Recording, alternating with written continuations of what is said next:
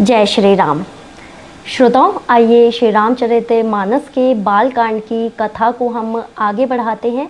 पिछले प्रसंग में गोस्वामी तुलसीदास जी जो है श्री रामचरित का ये जो रूप है और जो उनकी जो महत्ता है उसके बारे में बताते हैं और ये भी बताते हैं कि श्री राम जी का जन्म कब हुआ। नौमी भूम बार मधुमासा अवधपुरी यह चरित्र प्रकाशा, अर्थात चैत्र माह की नवमी तिथि दिन मंगलवार को अयोध्या में यह चरित्र प्रकाशित हुआ, अर्थात श्री राम जी का जन्म हुआ। और संयोग भी देखिए ये बनता है जब तुलसीदास जी ने ये ग्रंथ लिखना शुरू किया और तब भी ये दिन तिथि वार सब मेल खा रही थे। तो ऐसे करके तुलसीदास जी अपनी कथा को आगे बढ़ाते हैं और पिछले प्रसंग से मैं आपको जोड़ती हूँ। पिछले प्रसंग में गोस्वामी तुलसीदास जी जो है श्री रामचरित मानस को जो बताते हैं एक उपवन की तरह बताते हैं, वन की तरह बताते हैं जो हमें सुख प्रदान करने वाला है।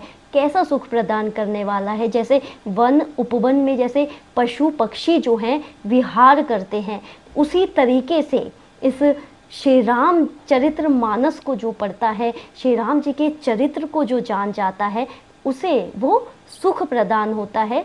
जैसे कि वन विहार में जैसे पशु पक्षियों को सुख प्रदान होता है और जिस तरीके से माली जो है पौधों में पानी डालता है, उसको सींचता है, तो उस माली को जो है निर्मल मन बताया गया है। जो हमारे निर्मल मन से जो इस कथा को सुनेगा, पढ़ेगा, वो जो है अत्यंत सुख की उसको प्राप्ति होगी। और जो हमारी जो दृष्टि है, निर्मल दृष्टि, ये वाली दृष्टि नहीं, ये तो हम देख रहे हैं, ये तो हम यहाँ पे सांसारिक चीज़ों को देख रहे हैं। जो अंदर की दृष्टि है, मन की आंखों से जो इसको महसूस कर पाएगा, समझ पाएगा, उसी भांति जैसे माली जो है एक पौधों को सींचता है, वैसे ही अगर हम अपने इस निर्मल आँखों से, दृष्टि से इस श्री रामचरितमानस को समझ पाते हैं तो कलयुग के सभी पापों से जो है हम तर जाएंगे।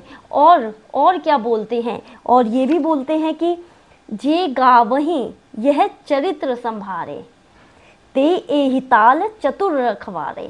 अब कहते हैं कि जो लोग इस चरित्र को सावधानी पूर्वक चरित्र संभारे, मतलब श्री रामचरितमानस को, इस ग्रंथ को सावधानी पूर्वक पढ़ता है, सुनता है, उसका क्या लाभ होगा?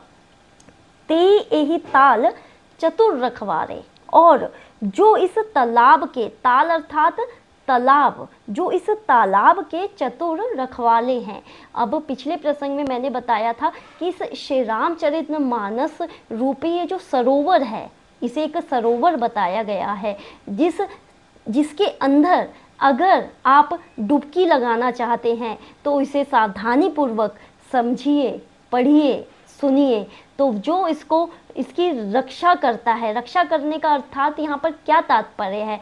ये तात्पर्य है कि जो इसको पढ़ता है, समझता है, सिर्फ घर में जो है ये ग्रंथ एक किताब मात्र नहीं है, इसे रखने से नहीं कुछ होता है, इसे पढ़ना पड़ता है, इसे समझना पड़ता है। तो वही कह रहे हैं तुलसीदास जी की सदा सुनई सादर नर नारी।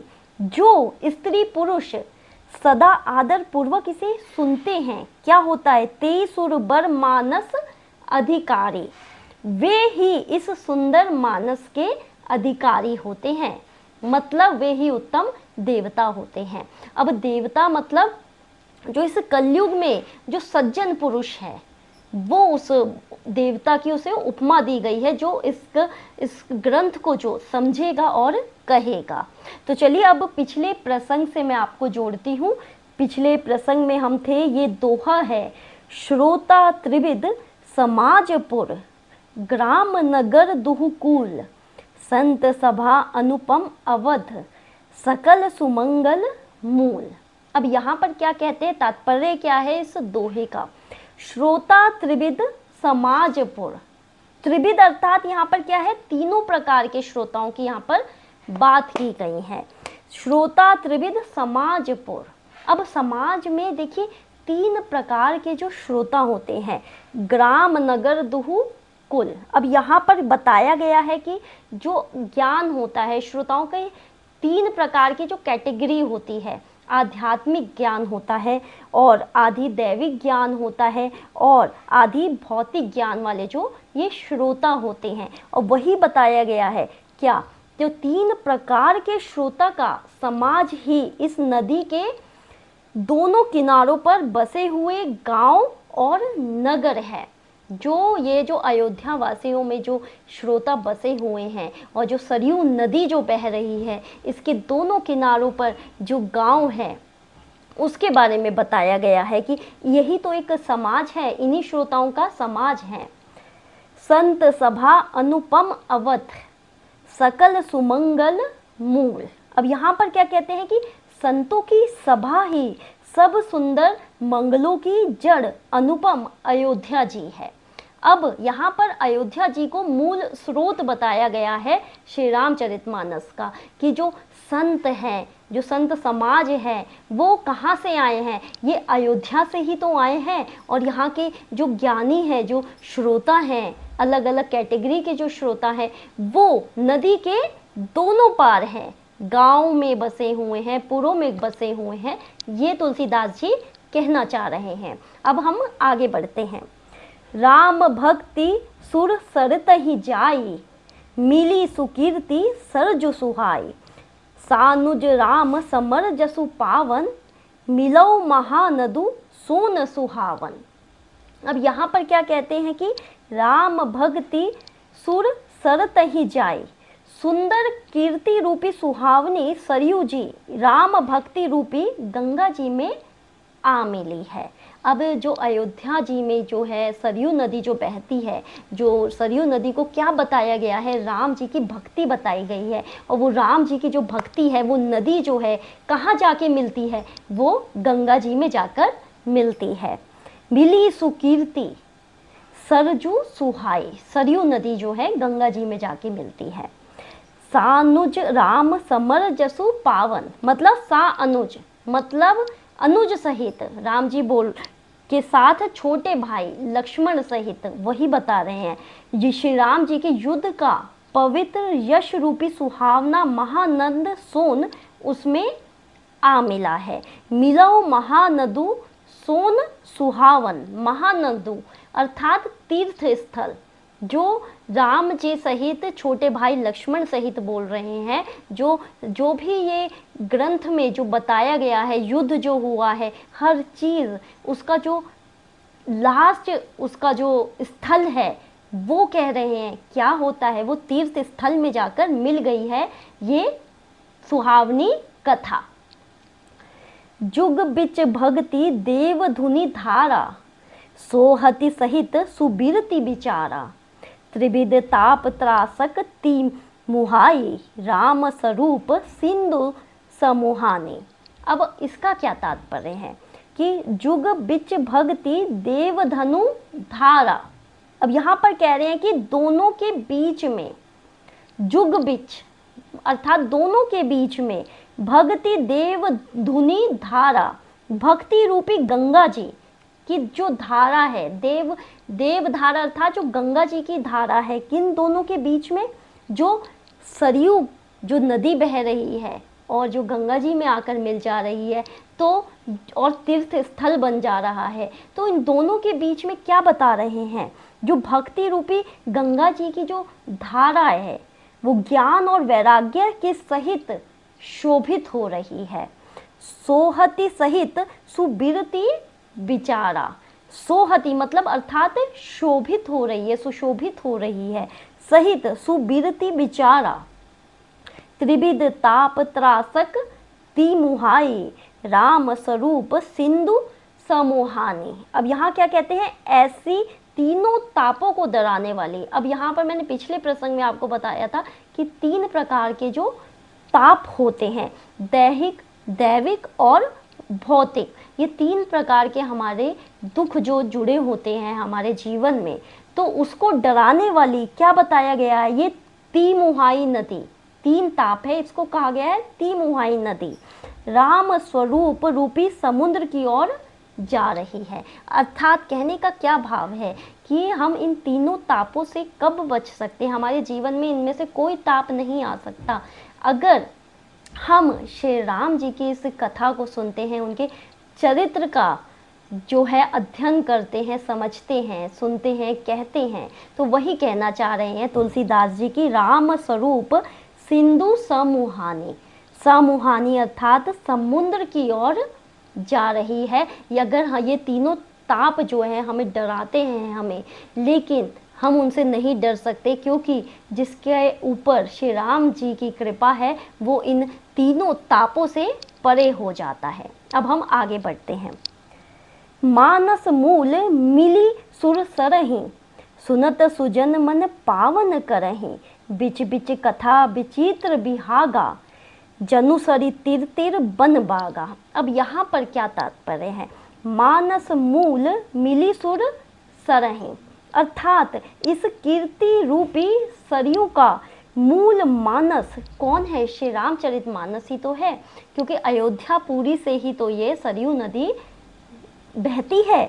मानस मूल क्या है? मिली सुर सरहि और सुनत सुजन मन पावन करहि, और यह राम भक्ति रूपी गंगा जी में मिली है, इसीलिए यह सुनने वाले सज्जनों के मन को पवित्र कर देती है। सुनत सुजन, सुजन अर्थात जो सज्जन पुरुष है, मन पावन करहि, उनके मन को जो है पवित्र कर देती है।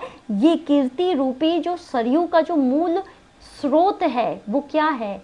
वो है श्री रामचरितमानस। ये जो श्री रामचरितमानस है, जो इसको पढ़ लेता है राम भक्ति रूपी गंगा जी में, राम भक्ति रूपी गंगा जी में जो इसको पढ़ लेता है, तो वो जो सज्जन है वो क्या होते हैं? पावन करहि। वो सज्जन जो है मन को पवित्र हो जाता है उन सज्जनों का।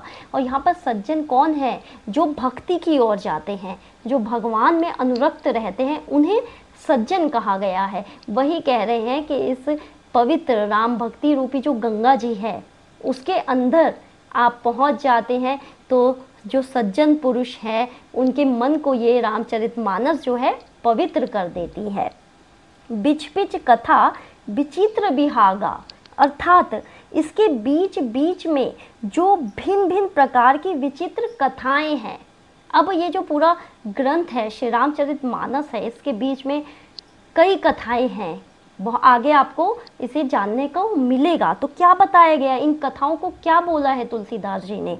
जनुसरी तिर तिर बन बागा, क्या बताया गया है? वे ही मानो नदी तट के आसपास के वन और बाग हैं। ये जो कथाएं आएंगी ना बीच में, उसे बताया गया है हमें कि वन और बाग है। यहाँ श्री रामचरित रूप ये जो ग्रंथ है इसको सरोवर बताया गया है, और ये जो कथाएं आएंगी इस श्री रामचरितमानस में उसको क्या बताया गया? वन बताया गया है और बाग बताया गया है तुलसीदास जी ने। अब हम आगे बढ़ते हैं। उमा महेश विभा बराती, ते जलचर अगणित बहुभांति। अब देखिए यहाँ पर क्या बताया गया? जो अभी पिछले प्रसंग में बता रहे थे, पिछला जो चौपाई है उसमें क्या कह रहे थे कि जो छोटी छोटी कथाएं हैं उसे वन और उपवन की तरह बताया गया है। और कैसी कथाएं? अब वही बता रहे हैं यहाँ पे तुलसीदास जी कौन कौन सी कथाएं हैं। उमा महेश विभा बराती, जो श्री पार्वती जी और शिव जी के विवाह के जो बराती हैं, उमा और महेश अर्थात पार्वती जी और शिव जी। श्री पार्वती जी और शिव जी के विवाह के बराती इस नदी में बहुत प्रकार के असंख्य जलचर जीव हैं। अब यही बताया, नदी क्या? ये श्री रामचरितमानस, ये नदी है, सरोवर है, और इसके अंदर ये जो इसमें अब आगे कथा आएगी, पार्वती जी और शिव जी की विवाह की कथा आएगी, उनके बारात की कथा आएगी। तो जो बारात के जो बाराती हैं ना, उनको बताया गया है। क्या बताया गया है? जलचर जीव, असंख्य जलचर जीव जो हैं उस नदी में बहुत प्रकार के हैं। और आगे क्या गया है? रघुबर जन्म आनंद बधाई, श्री रघुनाथ जी के जन्म की आनंद बधाइयाँ ही इस नदी के भंवर और तरंगों की मनोहरता है। जब श्री राम जी का जन्म हुआ था और जब वहाँ पे अयोध्यापुरी में आनंद, हर्ष, उल्लास का माहौल था उसको बताया गया है। क्या बताया गया है? नदी की जो है भंवरे बताए गए हैं, नदी में जो लहरें होती हैं वो बताया गया है, और तरंगों की मनोहरता बताई गई है। श्री राम जी के जन्म के समय को क्या बताया है यहाँ पे?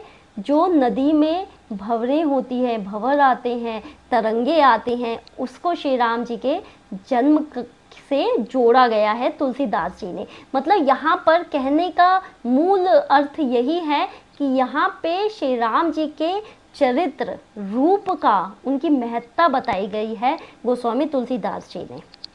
अब यहाँ पर दोहा है, बाल चरित चहु बंधु के, बनज विपुल बहु रंग, नृपरानी परिजन सुकृत, मधुकर बारी विहंग। अब यहाँ पर क्या तात्पर्य है? बाल चरित्र अर्थात जब बाल चरित्र चहु मतलब चारों भाइयों का, राम जी, लक्ष्मण जी, शत्रुघ्न, चारों भाइयों का, भरत जी, इन चारों भाइयों का जो बाल चरित्र है वो क्या है? वे ही इसमें खिले हुए रंग बिरंगे बहुत से कमल है। अब देखिए यहाँ पे तुलसीदास जी कितनी अच्छी उपमा दे रहे हैं कि नदी बताई गई है, श्री राम चरितमानस को नदी बताई गई है, और इसमें छुपी जो कथाएं हैं छोटी छोटी, उसे वन और उपवन बताया गया है। और शिव जी और पार्वती जी की जो विवाह होता है, उसकी जो बाराती है, जलचर जो है, इस नदी के तरंगे बताई गई हैं। श्री राम जी के जन्म की बधाइयों को तरंगे बताई गई हैं। और यहाँ पर इन चारों भाइयों का जो बाल चरित्र है उसको क्या बता रहे हैं? रंग बिरंगे बहुत से कमल हैं। ये जो नदी में बहुत से कमल होते हैं ना, वो बाल चरित्र जो है चारों भाइयों का वो बताया गया है। नृप रानी परिजन सुकृत, नृप अर्थात राजा, राजा दशरथ जी जो हैं तथा उनकी रानियां और कुटुंबियों के सत्कर्म जो हैं, पुण्य जो हैं, भ्रमर और जल पक्षी है। उसमें नदी में जो है जल पक्षी और भ्रमर बताया गया है दशरथ जी और उनकी रानियों को। सिए स्वयंवर कथा सुहाई, सरित सुहावनी सो छवि छाई, नदी नाव पटु प्रसन्न अनेका, केवट कुशल उतर सविवेका। अब यहाँ पर क्या कहते हैं, क्या बताया गया? अब आगे और भी उपमा दे रहे हैं तुलसीदास जी। सिए स्वयंवर कथा सुहाई, कहते हैं कि श्री सीता जी के स्वयंवर की जो सुंदर कथा है वही इस नदी में सुहावनी छवि छा रही है। मतलब इस नदी को देखिए, इस नदी की किस किस चीज़ों से उपमा की गई है तुलसीदास जी ने, इतने सुंदर तरीके से इसका बखान किया गया, इसका वर्णन किया है तुलसीदास जी ने कि सुनकर ही आनंद आ गया है कि इस छोटी छोटी जो कथाएं हैं उसे जोड़ा गया है। अब यहाँ पर देखिए जो स्वयंवर है, सीता जी के स्वयंवर को क्या बताया गया है? सुहावनी छवि जो छा रही है नदी में वो बताया गया है। नदी नाव पटु प्रसन्न अनेका। अब यहाँ पर क्या कह रहे हैं? अनेकों सुंदर विचारपूर्ण प्रश्न ही इस नदी की नावें हैं, और उनके विवेक युक्त उत्तर ही चतुर केवट है। मतलब कई जो हमारे अंदर जो इस प्रश्न उठ रहे हैं उसको क्या बताया गया है? नदी में नाव की तरह बताया गया है। अब नाव जो है अपने आप तो नहीं चलती है, उसके लिए एक चलाने वाला होना चाहिए, मांझी। तो केवट को क्या बताया गया है? उन जो हमारे अंदर जो प्रश्न उठते हैं तो उसका समाधान, वो जो नाव वाले जो प्रश्न हैं वो केवट जो है उसकी तरह बताया गया है, जो इसका उत्तर देते हैं। तो वही कह रहे, केवट कुशल उत्तर सविवेका, विवेक रूपी केवट उसको बोला गया है यहाँ पर जो नाव को चलाता है। सुनी अनुकथन परस्पर होई, पथिक समाज सो सरी सोई, घोर धार भृगुनाथ रिसानी, घाट सुबुध राम बर बानी। अब इसका क्या तात्पर्य है? सुनो अनुकथन परस्पर होई, इस कथा को सुनकर पीछे जो आपस में चर्चा होती है। अब जैसे मैं यहाँ पर आपको कथा सुना रही हूँ, अब आप सुनेंगे तो घर पर आपस में आप चर्चा करेंगे। पथिक समाज सो सरी सोए। वही इस नदी के सहारे चलने वाले यात्रियों का समाज शोभा पा रहा है। जो संत लोग होते हैं, जो कथा बाँचते हैं, फिर वो आगे और कोई उनसे पूछता है कि आज आपने कथा में क्या सुना, तो वो अपने तरीके से सुनाएगा आगे वाला इंसान, फिर आगे वाला दूसरे से सुनाएगा। तो वही बता रहे हैं, ये जो समाज बन रहा है, जो यात्रियों का जो समाज बन रहा है, जो श्रोताओं का समाज बन रहा है, इस कथा सुनने वाले श्रोताओं का, वो नदी के सहारे चलने वाले यात्रियों का समाज शोभा पा रहा है। घोर धार भृगु नाथ रिसानी। अब यहाँ पर क्या है, परशुराम जी का क्रोध इस नदी की भयानक धारा है। घाट सुबध राम बर बानी, और श्री रामचंद्र जी के श्रेष्ठ वचन ही सुंदर बंधे हुए घाट है। अब देखिए यहाँ पर भी जब वो संवाद आता है परशुराम जी का और राम जी का संवाद आता है, जब राम जी धनुष बाण तोड़ते हैं तब परशुराम जी जो है क्रोधवश में आते हैं। तो उसको क्या बताया गया है, क्रोध को, नदी की जो भयानक धारा है उसमें नदी यहाँ पर मैंने आपको बताया है श्री राम चरित मानस को एक सरोवर बताया गया है, और उसके अंदर अनेकों कथाएं हैं जिसमें एक परशुराम जी और राम जी का संवाद भी आता है। तो परशुराम जी के क्रोध को बताए गए हैं, जो भयानक जो उसके अंदर लहरें आती हैं, और राम जी जो है कितनी अपनी बुद्धि से शांत मन से जो वचन बोलते हैं उसको क्या बताया गया है, बंधे हुए घाट बताए गए हैं, जो नदी में घाट होते हैं ना वो बताए गए हैं। सा अनुज राम विभा उछाऊ, सो शुभ उमंग सुखद सब काहू। कहत सुनत हर शही पुल काही, ते सुकृति मन मुदित नहाई। अब यहाँ पर क्या कहते हैं, सा अनुज राम विभा उछाऊ, मतलब भाइयों सहित श्री रामचंद्र जी के विवाह का उत्साह ही इस कथा नदी की कल्याणकारिणी बाढ़ है। सो शुभ उमंग सुखद सब काहो, जो सभी को सुख देने वाली है, मतलब सुखद सब काहो अर्थात सभी को सुख देने वाली है। सा अनुज राम विवाह उछाहो, मतलब जो सब भाइयों का जो विवाह हुआ है, भाइयों सहित श्री रामचंद्र जी के विवाह का जो उत्साह, उसे क्या बताया गया है तुलसीदास जी ने, नदी की जो कल्याणकारिणी बाढ़ें होती है, जो कल्याण देने वाली होती है बाढ़, वो उससे उपमा दी गई है, जो इन भाइयों का जो विवाह का जो उत्साह होता है। कहत सुनत हर्षहि पुल काहे, इसके कहने सुनने में जो हर्षित और पुलकित होते हैं। ते सुकृति मन मुदित नहाय, वे ही पुण्य आत्मा पुरुष है जो प्रसन्न मन से इस नदी में नहाते हैं। अर्थात इसके कहने सुनने से, इस कथा को कहने सुनने से जो हर्षित होते हैं, पुलकित हो जाते हैं, तो वे ही पुण्य आत्मा पुरुष हैं, वो ही पुण्य आत्मा होते हैं जो इस नदी में, मतलब श्री रामचरित मानस रूपी जो सरोवर में जो नहाते हैं, डुबकी लगाते हैं, वही होते हैं पुण्य आत्मा। अब आगे क्या है, राम तिलक हित मंगल साजा, परब जोग जनु जुड़े समाजा।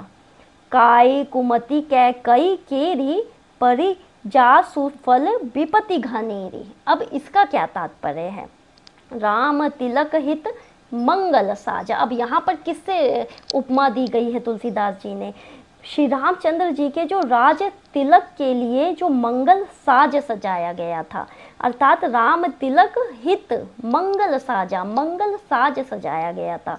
परब जोग जनु जुड़े समाजा, वही मानो पर्व के समय इस नदी पर यात्रियों के समूह इकट्ठा हुए हैं।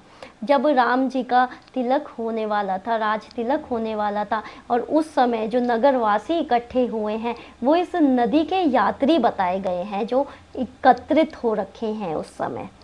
काई कुमति कैकई केरी। अब देखिए नदी में काइयाँ भी तो होती है कुछ उसके अंदर, बुराइयां भी होती है, नदी की काइयाँ होती है जो लोग पसंद नहीं करते हैं। तो उस काई को क्या बताया गया है, देखिए कैकई बताया गया है तुलसीदास जी ने उसे, कि कैकई की कुबुद्धि, जो कैकई की कुबुद्धि है इस नदी में काई के समान है। काय कुमति कैकई केरी, परिजासु फल विपत्ति घनेरी, जिसके फल स्वरूप बड़ी भारी विपत्ति आ पड़े। अब यहाँ पर देखिए वही बोल रहे हैं तुलसीदास जी, जो छोटी छोटी कथाएं हैं, उनके संवाद हैं, उसके बारे में बता रहे हैं।